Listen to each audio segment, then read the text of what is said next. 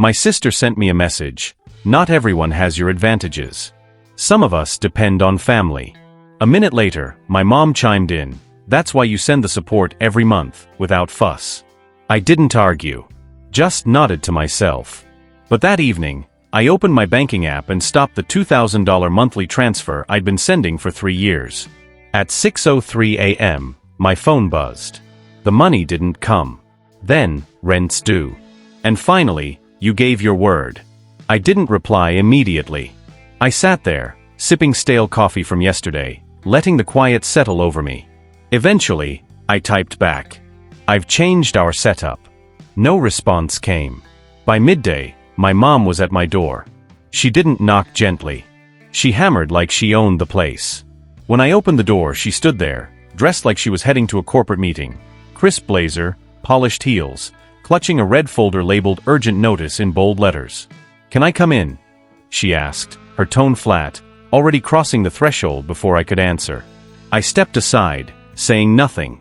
She tossed her purse onto my coffee table like it was her home, not mine. You stopped the payment, she said, her voice sharp, almost accusatory. I did, I replied. Her eyes widened. Without telling us. I didn't think I owed a memo. You think money justifies silence, she shot back. Your sister's struggling. And this. She thrust the folder at me. This is her eviction notice. I glanced at it, but didn't take it. So this is your fix? I said, barging in here like I'm the one who let her down. You were helping, she said. Because you can. That's what family does. No, I said, quieter now. That's what I've done. Every month. For 36 months. Without a single word of thanks. She froze, lips pressed into a thin line. All I get, I went on, are curt texts when the money's late. No calls. No birthday cards. Nothing until the account pings. She's your sister, my mom said, her tone softening slightly. And you've got the means. I exhaled slowly. Sure. But I'm out of patience for this version of family. The kind that treats my help like a paycheck. It started after my dad passed. A heart attack, out of nowhere. One moment he was here, the next gone. At the funeral, my mom sat me down with a stack of bills and said, "You're the man of the house now." I was still reeling, but I listened as she listed my sister's apartment debt, her son's preschool fees, insurance, groceries. I didn't push back. I had a solid job, good pay, no dependents. Compared to them, my life was cushioned. So I set up the transfer, $2,000 every month. No strings. No questions. At first, they were appreciative. Mom called me their anchor. My sister sent smiley faces and thank yous. Then, like a switch flipped, the gratitude vanished. No more hellos, no check-ins. Just reminders if the money didn't hit by midnight on the 1st. You didn't send it. You're late. They charged us a fee because of you. My sister, Mari, quit her job 3 months after Dad's death. Said she couldn't balance motherhood and work. Mom backed her up. Me? I kept sending the money. Then came the extra requests. Can you cover $500 for Sam's dentist? Mari needs a laptop for online classes. We want a weekend at the lake. Sam's been sleeping poorly, I didn't argue. I just sent more. Because that's what good brothers do, right? Good sons. Until I showed up unannounced one July afternoon, a hot weekend, with a comic book t-shirt for Sam. I figured they'd be home. They'd said they couldn't afford outings. But what did I find? A shiny new PlayStation in the living room. Freshly opened delivery boxes. Mari lounging with a glass of wine. Sam glued to an iPad, headphones on, watching a premium streaming service. Mom emerged from the kitchen with a brand new blender. You didn't say you were coming, she said, flashing the same smile she used when I handed over checks. I did. Intéressant. I just looked around, at the new curtains, the gleaming coffee maker, the fridge covered in magnets from a trip to Santa Monica. A trip they couldn't afford. Where's my money going? I asked, my voice low. Mom frowned. To the family. Like always. Really? Because I see $1,000 gaming console. A new tablet. And Santa Monica. Mom shrugged. Mari needs a break too. She's a single mom. I turned to my sister. You don't even work. And you're living better than most. Marie smirked. Oh right. Because it's so tough for you, sipping lattes in your office. Not everyone has your advantages. That was the first fracture. Then came the collapse.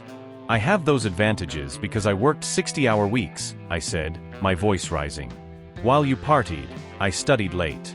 While you act like life's unfair, I've been carrying you, Mom, and Sam. No need for theatrics, Mom said. You never complained before. I never asked because I thought you needed it. Now I see, you just got comfortable living off me. Sam looked up. He's 7. Not his fault. But he saw it all. That night, I went home, opened my laptop, and canceled the transfer. Not just for a month. For good. When Mom showed up with that red folder, I stayed composed. Barely. I told myself it was just another guilt trip, another act. But the next morning, a video shattered my restraint. It came from a coworker, Sam, not my nephew, who'd been at the mall with his girlfriend. He sent it with a note. Is this your sister? The clip showed Mari in a chic boutique, laughing as she tried on $800 suede boots. Sam, her son, sat on a plush bench, devouring a triple scoop sundae, chocolate dripping down his shirt. Behind them, Mom chatted with a cashier, swiping her card. The time stamp? 2 days after Mari's text. We can't afford groceries. Please, just this once, help us. I watched that video on repeat. Once. Twice. 8 times. Each loop stripped away my patience. I didn't text. Didn't call. I grabbed my keys and drove to their apartment. My ears rang, not from the road, but from fury. Mari answered with that rehearsed grin, the one she used when she wanted something. Twice in a week, she said, leaning against the doorframe. You good? Are you? I said, pushing past her. The apartment reeked of fresh pastries, scented candles, and entitlement. Mom was in the kitchen, humming over tea, like this was just another cozy day. I want answers, I said, my voice steady. That unnerved them more than a shout. Answers about what? Mari asked, blinking. You said you couldn't pay rent. Couldn't feed your kid. Couldn't buy school supplies. Yet here you are, dropping hundreds on boots and sundaes like you're living in a lifestyle magazine. Her face hardened. You're spying on us? I don't need to spy, I said. The truth has a way of slipping out. Mom stepped in, holding her mug. This isn't the time. It's exactly the time, I said. You talk about my advantages? Let's talk about how you've treated them like your personal bank account. You didn't rely on me, you exploited me. Mom tried again. Don't speak to your sister like that. No, I said, turning to her. I don't speak to my sister like that. But that woman? She hasn't been my sister in years. I pulled an envelope from my pocket and slapped it on the table. What's that? Mom asked. A tally, I said. 3 years. $2,000 a month. Plus the extras, the laptop, the school trip, the birthday bailout, new tires, groceries, rent, gas. Total? $84,600. Marie looked, bitter. You want it back? No, I said. You can't pay it back. That's the point. You don't even grasp what I've carried. Mom sank into a chair, like the numbers had knocked the air out of her. So what? Marie snapped. You're cutting us off? After everything. After everything, I said. You made me your silent ATM, your financial punching bag, and I let you.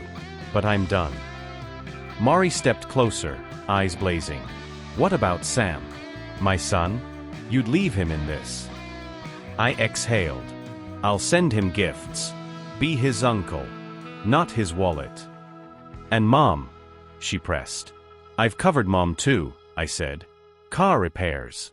Hospital bills. The AC. But I'm not her pension plan. You're abandoning us, Mom whispered. No, I said, standing. I'm freeing myself from a system that only saw me as a tool. The silence that followed roared louder than any argument. Mari muttered, "You're heartless." "No," I said. "I'm finally fair." I walked to the door. "Where are you going?" Mom called. "Home," I said, not turning back. "My home. The one I built. The one you never asked about because you were too busy asking for more." Mari followed me into the hall. "You'll regret this. One day you'll need us." I gave a sad smile. "I needed you for years. You weren't there. You don't get to threaten me with something I've already endured." I got in my car and drove. No trembling. No doubts. Just me, the road, and a life I could finally claim. For the first time in years, I didn't feel guilt. I felt free. The silence held. After I walked away, after I cut the lifeline, there were no calls, no texts for 2 weeks. The transfer didn't restart, and neither did the drama. It was like I'd unplugged their script mid-scene and left before the fallout. Then came the ripples. A message from my cousin, Lana. "You holding up?" She'd heard something. I asked what. She sent a screenshot of Mari's vague "woe is me" Facebook post about being betrayed by those meant to protect you. How some family only loves you when they control you. I didn't bite. Didn't need to. Mari had burned through her meager savings in 3 weeks. Rent went unpaid. School fees piled up. Electricity got cut. Mom tried to step in with her credit card, but it was declined. Then came the knock. A Rainy Tuesday. I was shaking off my wet coat when the buzzer sounded. Mom stood there, no folder, no blazer, just a worn windbreaker and a pharmacy bag. "Can I come in?" she asked. I opened the door and walked to the kitchen. She followed. "I'm not here to argue," she said, sitting at the table. I just want to talk. I poured water, sat across from her, and waited. She looked exhausted, like sleep had abandoned her. "Mari's in trouble," she began. Rente overdue. "She might lose the apartment." I nodded. "Choices have consequences." "She messed up," Mom said. "I did too. But Sam doesn't deserve this." That hit hard. Sam, the one blameless, souligne this mess. I'd worked to keep my anger separate from him, but it still hurt. "She didn't just mess up," I said. "She built a life on my dime and treated me like a resource, not a brother." So did you. Mom flinched. "I know," she whispered. "I didn't see it, or didn't want to. After your dad died, I needed stability. You were that. And you leaned on it," I said. Over and over. Tears formed in her eyes, but I didn't soften. "You called me the strong one," I said. "But you used that as an excuse to never check if I was okay." "I'm not asking for money," she said. "I just want you to know I see it now. What we did. I'm sorry." It wasn't loud, but it landed like a punch. "I hear you," I said. "But I'm not going back to how things were. That version of me, the one who says yes to everything, he's gone." She nodded, absorbing the truth. "Do you hate me?" she asked, barely audible. "No," I said. "But I'm done carrying you." We sat in silence. She left with something heavier than she came with. Not cash, not promises, but truth. Days later, Mari texted, "I want to talk." I stared at it, then replied, "About what?" After a long pause, she wrote, "Everything." We met at a coffee shop, neutral territory. She looked worn, older coat, tired eyes. "I was wrong," she said before I sat down. "I used you. Manipulated you. Played the victim when I caused my own problems." I listened, silent. "You didn't deserve it," she continued. "I said awful things. Called you selfish, controlling. But I was jealous. Jealous you could say no. That you had boundaries people respected, even if we pushed too far." It was the rawest she'd ever been. "I don't hate you," I said. "But I can't save you. You have to do that." She nodded, tears held back. "I'm getting a job," she said. "Call center. Low pay but mine. I'm not asking for help. Just letting you know I'm trying."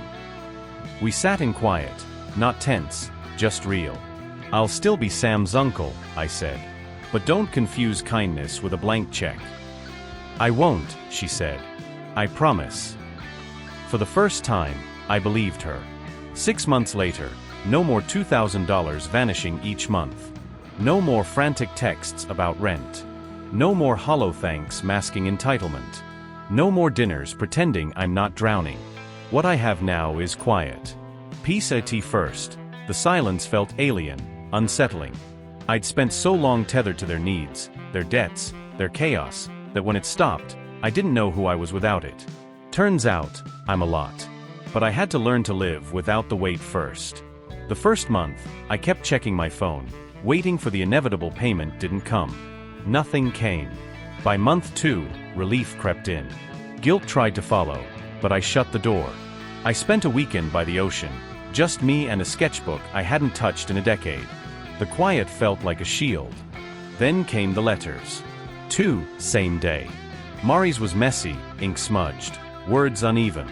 She wrote about her call center job, low wages but hers. 98 des sobe. Making Sam breakfast, getting him to school without yelling. She still cried sometimes, but real tears, not manipulative ones. She didn't ask for money, just a chance to rebuild trust. Mom's letter was typed, precise but raw. She admitted using my strength as a crutch, ignoring my humanity. She wrote, "You gave us steadiness while we took your silence as permission." That line shattered me, not in anger, but in grief for the years I let myself fade so they could shine. She ended, "You're not cold. You're brave. I'm sorry it took losing you to see it." I read it 6 times, then let myself break. Note pas, relise. Like shedding chains I didn't know still clung to me. Now, I don't flinch at a buzzing phone. I don't brace for the first of the month. I don't shrink at the word family. Yask, what kind?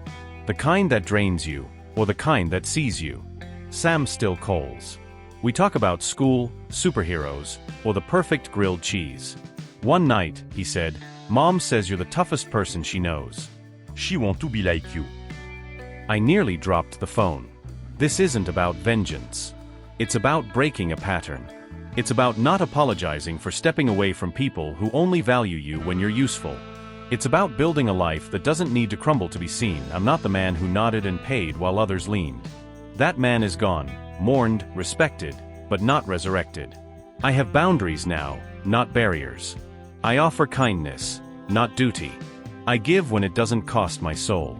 I'm not their anchor anymore. I'm my own. And I'm standing tale den hiver. He asked me to wear the blue dress he adored, saying he wanted the night to be unforgettable.